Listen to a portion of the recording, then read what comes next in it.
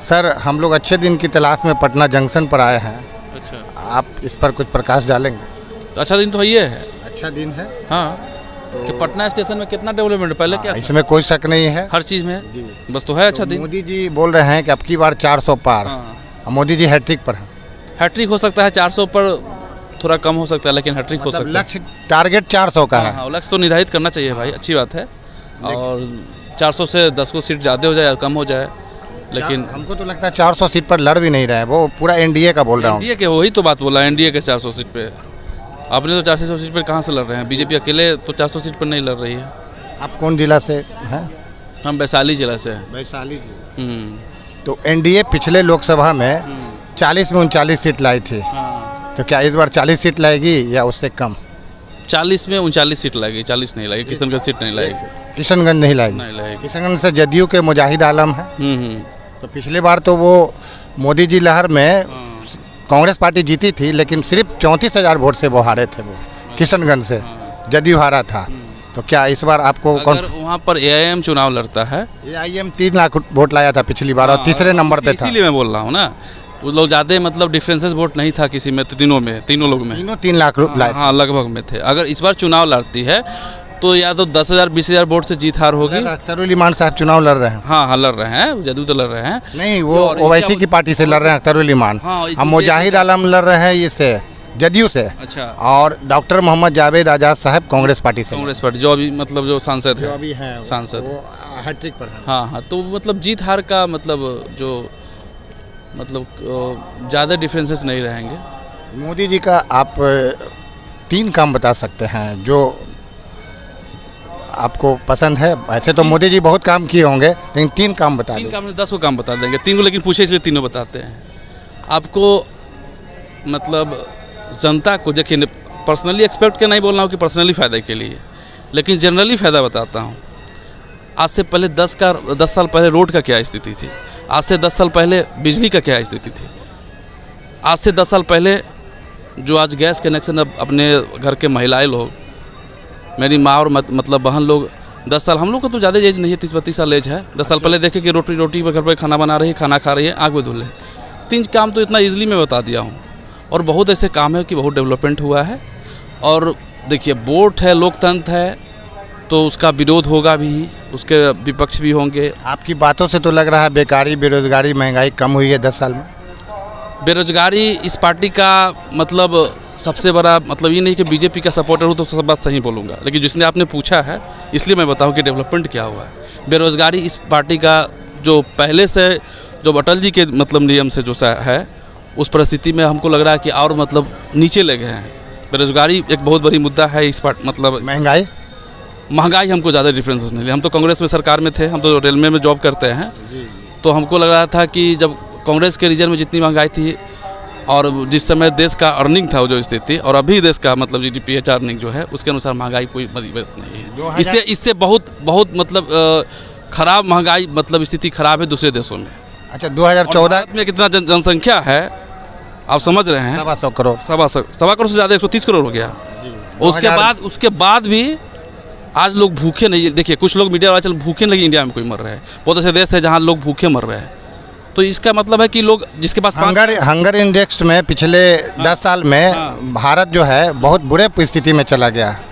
लेकिन देखिए, hunger index का जो आप जो इंडेक्स बेचते हैं, आप बोल रहे हैं चला गया है, लेकिन मतलब रिपोर्ट सही नहीं है। हमको नहीं लगता है रिपोर्ट। आप बताइए ना, आप जनरली आपके बगल में कोई आदमी है कि 2-4 को यहाँ देखिए कि जो भूखे से मर गए हैं? पहले आज से 10 साल पहले देखिए कि पटना स्टेशन पर देखिएगा तो 20 आदमी 30 आदमी आपको लगता है कि रोड मतलब खाए बिना मर रहा है, लेकिन आज वो जनसंख्या कम है, तो ज़रूर कुछ ना कुछ है।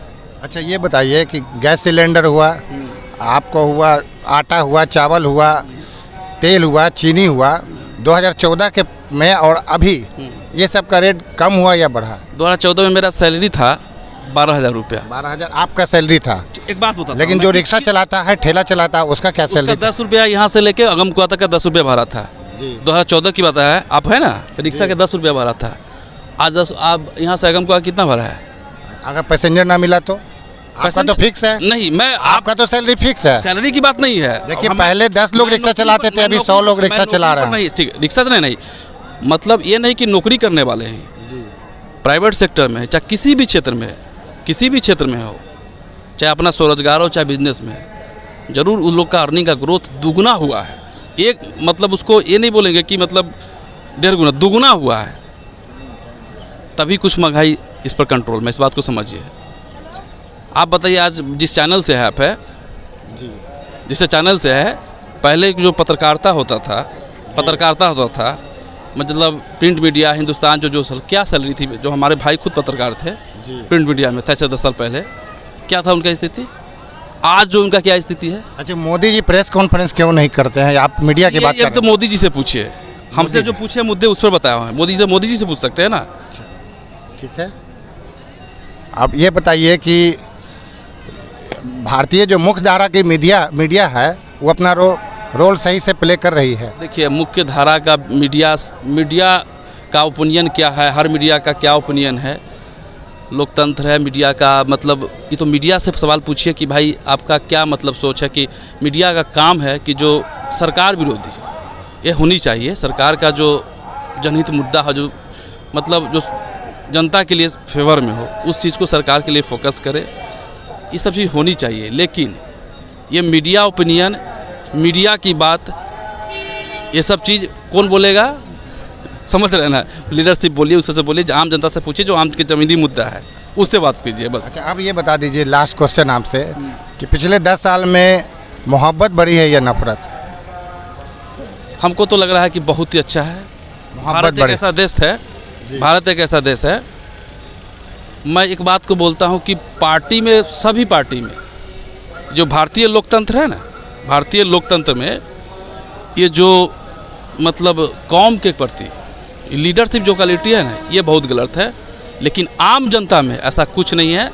आप भी हिंदू है, मुस्लिम है, मैं हिंदू हूँ, पहले इंसान है, मैं वही मैं बात बाद बोल में हिंदू या मुसलमान, बस मैं वही बात बोलना चाहता हूँ। भारतीय और भारतीय ऐसा नहीं है कि मुस्लिम लोग नहीं, सभी जाति लोग, सभी जाति का कुछ न कुछ भारत के स्वतंत्रता में, भारत के प्रगति में, भारत के विकासशील में, और कल भारत विकसित भी होगा उसमें सभी जाति का मतलब कंट्रीब्यूशन है। इसलिए ये सब जो चीज़ है, ये कोई अगर कोई लीडरशिप क्वालिटी कोई लीडरशिप मतलब करता है इस चीज़ पर, तो इस पर जनता को भी सोचना चाहिए।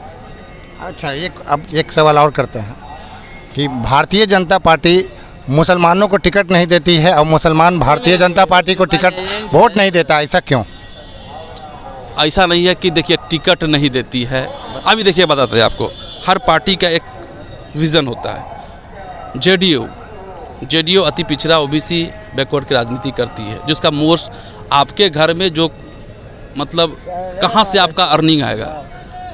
भैया थोड़ा 1 मिनट साइड हो जाइए, थोड़ा बात करने चाहिए। आपका बेटा, आपका भाई कहाँ से पैसा कमा के ला सकता है, ठीक है ना, तो उस पर आप फोकस कीजिए, बेटा ये करो ये करो। किसी पार्टी का मतलब विज़न है कि हम किस जाति का, किस मतलब कास्ट का हमारा वोट आता है।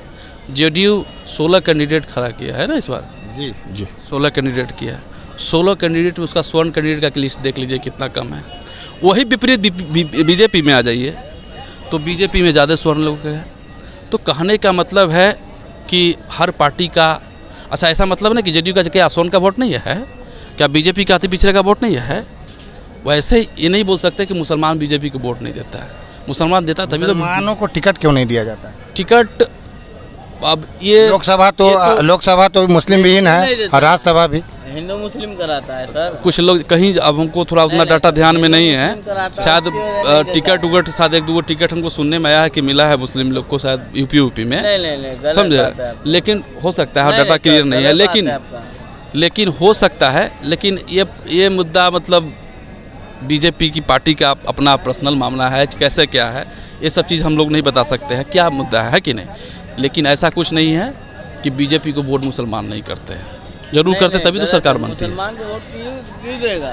तो मुसलमानों को टिकट देना चाहिए बीजेपी को। जरूर देना चाहिए, क्यों नहीं देना चाहिए, क्यों नहीं देना चाहिए? नहीं देती है तो गलत करती है। देखिए गलत करती है पार्टी का, हिंदू मुस्लिम कराता है। अरे भैया रुक दीजिए, बोलने दीजिए ना, आप इनसे पूछे, आपको बात है, इनसे पूछे। नहीं अच्छा हिंदू मुस्लिम अच्छा हिंदी मुस्लिम करवाने से क्या हम लोग, अच्छा नहीं बीजेपी के नेता है, बीजेपी का लीडर है, सुनिए ना बात, सुनिएगा, अरे सुनिएगा, बीजेपी के लीडर है, ये हमको कहे कि मारे तो 2 झपट आपको हम मारेंगे, नहीं आप बस हम भाई अरे भाई भाई हैं। बस कोई यही होना दिक्कत नहीं चाहिए, है। यही नहीं, होना नहीं, चाहिए, नहीं, बस सर। यही होना चाहिए। भाई भाई हैं, हम लीडरशिप लोग कोई क्वालिटी पर दिक्कत नहीं, नहीं है। लीडरशिप क्वालिटी पर मत जाइए BJP बस। क्यों नहीं देता है? हिंदू मुस्लिम कराता नहीं देता है, उसकी मुद्दा है, उसका पार्टी का पर्सनल मैटर है। उसका एजेंट है, हिंदू मुस्लिम नहीं कर सकता। अच्छा हिंदू मुस्लिम नहीं करेगा तो AIM क्यों जीतेगा दूसरे नहीं। कास्ट को देता है? ये भी तो होता है, हर पार्टी का ऐसा। अपना विजन है, अपना सोच है।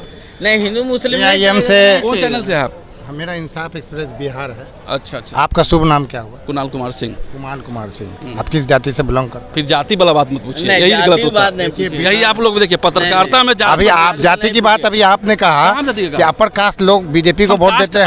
अपर कास्ट का नहीं, एक समुदाय के बारे में अच्छा, आपने ओपिनियन दिया। जाति हम राजपूत हैं, अच्छा, राजपूत। हम राजपूत में प्राउडेड है, लेकिन राजपूत यही सब जो होता है ना, आप जो बोले ना, अभी जो जातीय जनगणना कराया गया है उसमें आप शामिल हुए थे या नहीं? जाति जनगणना में हम लोग को तो कभी मतलब खोजने भी नहीं आया था कि जाति जनगणना कहाँ क्या हुआ। आपको खुद नहीं आया, जनरल राजपूत की बात कर रहे हैं। जातीय जनगणना में शामिल हुए थे या नहीं? मुस्लिम है। अब हमको तो पता नहीं चला, हम लोग के घर पर तो कोई जाति जनगणना का कोई लिस्ट नहीं आया, कैसे गणना हुआ, ये सब चीज़ पता नहीं चला हमको। देवानंद के नहीं देंगे। ठीक है ना? ठीक है, तब ठीक हमसे बात करने के लिए बहुत बहुत धन्यवाद ठीक है, आपका। ठीक है। अभी मैं पटना जंक्शन पर लोकसभा चुनाव 2024 जो 19 अप्रैल से शुरू होने जा रहा है, 7 चरण का चुनाव है और 4 जून को परिणाम घोषित होगा। तो जनता की प्रतिक्रिया लेने आया था। इसी के साथ अब इजाज़त दीजिए। नमस्कार, आदाब, फिर मिलेंगे।